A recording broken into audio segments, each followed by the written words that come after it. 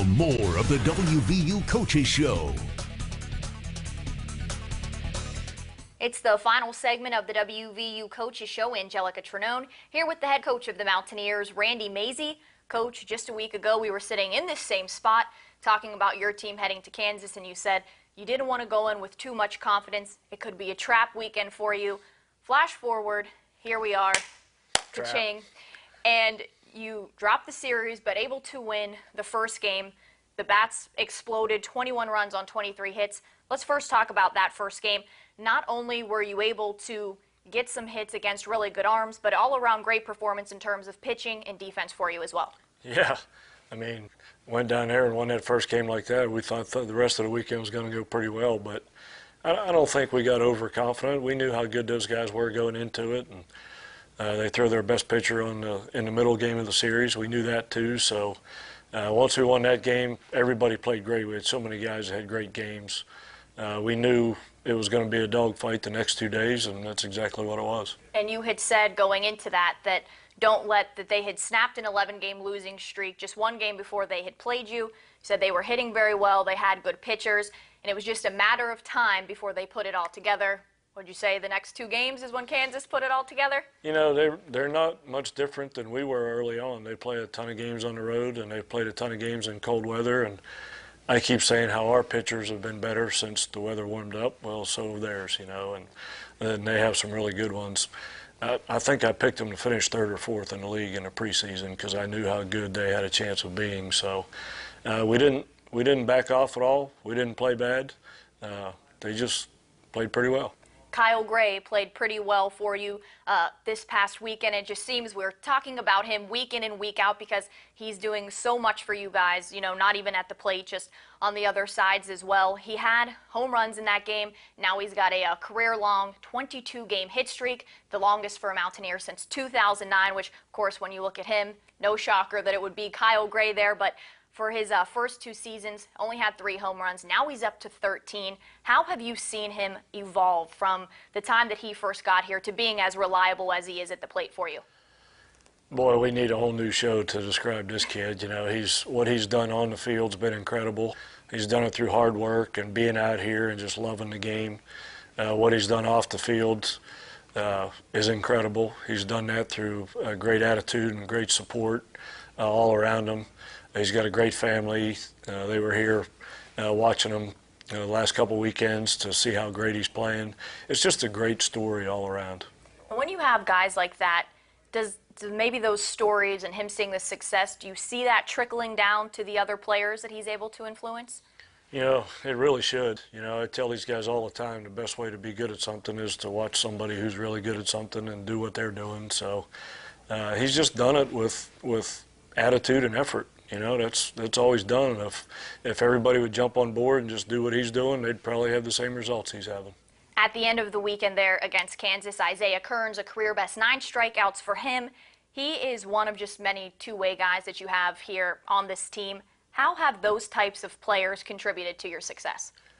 You know, with our roster limitations and scholarship limitations, to get 2 players in one is a pretty big deal. It's rare to have one on a team. We have like 4 of them. So it's really helped us, but then you got to kind of try and manage when Kearns pitching. Should you let him play because he gets on base a lot?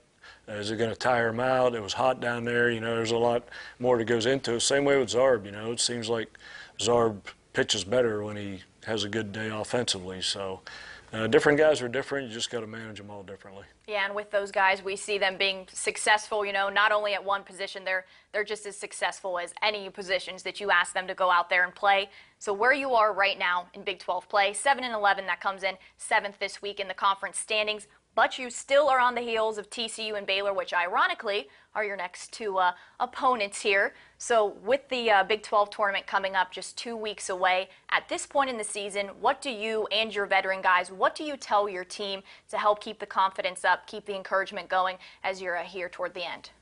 One thing I think we've done a pretty good job of throughout this whole season is had the team's mentality in the right place. I think it is right now. We know what we're facing.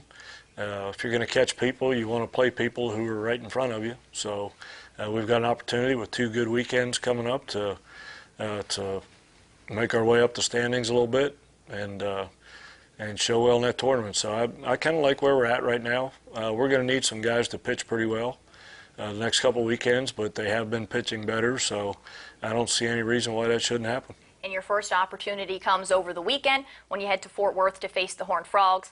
Last year, we're able to take the series win here at home. A great weekend for you. Was you had the sold-out crowd here, but now you're going into their territory, and it's going to be another challenge for you this weekend.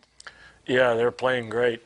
I mean, a typical TCU team, you know, with teams with postseason experience usually start playing their best baseball when May 1st rolls around. So I think they've thrown 4 shutouts in the last 5 games. They're pitching really well, and they're just hitting enough to win. You know, that's what good teams do. So it's going to be a big challenge. They can really, really pitch, and but we're swinging the bats pretty well right now, so we're pretty excited to get down there.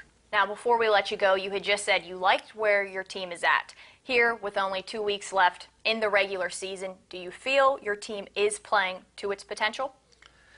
Boy, that's Puts you on the spot. Yeah, potential's a tough word. You say potential, it means you haven't done as good as you should have done. But you know, I think we still need to pitch better if we're going to do anything. We have to have guys go 7 or 8 innings and give us a chance to win. That's what we haven't done consistently this year. But like I said, it's going to be warm down there this weekend, and guys pitch better in warm weather. So if it was ever going to happen, this was the weekend. Well, speaking of warm, we were just talking, it's going to be in the 90s, and you had said that that could be a concern for you, especially in the game 1, being that, you know, the weather here hasn't exactly been all that great, but it's definitely not been that warm for you guys yet this season. Yeah, you know, I don't like it that hot. That's part of the reason I left Fort Worth to start with. So, and I don't even play in it. You know, you're out there sweating and throwing 100 pitches. It'll wear you out. So we're not that used to it, but we're going to hydrate and get down there and play as hard as we can. Well, of course, we wish you the best of luck this weekend, and we will be back here next week to recap that series and look ahead to the final series of the regular season as West Virginia welcomes in Baylor 2 weekends from now, or I guess 1 weekend from now, I guess I should say, right here at the Mon County Ballpark. So we encourage you to join us same time, same place next week, right here on the WVU Coaches Show.